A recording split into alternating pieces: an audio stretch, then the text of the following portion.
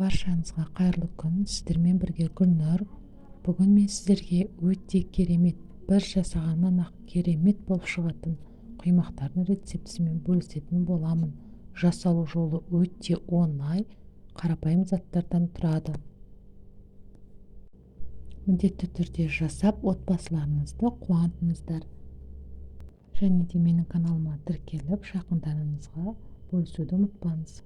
Алдымен құрғақ ыдысымызға біз 2 жұмыртқа және қантымызды салып, ағарғанша көпіртеміз, миксерлейміз.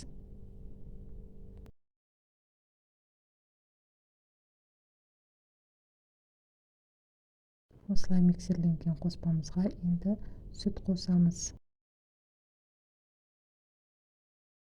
Және де 2 ас қасық сұйық майдан құямыз. Ұнымызға қопсытқышты қосып, бірге електен өткізіп, осылай қосатын боламыз аз-аз мөлшерде.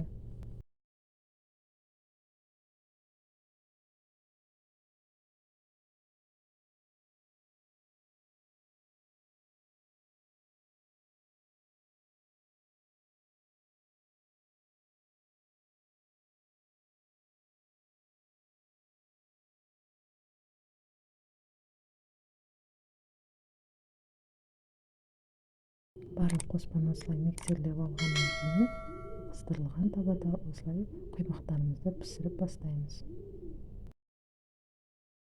Құймақтар дайын болды. Міндетті түрде жасап көріңіздер, өте дәмді құймақтар.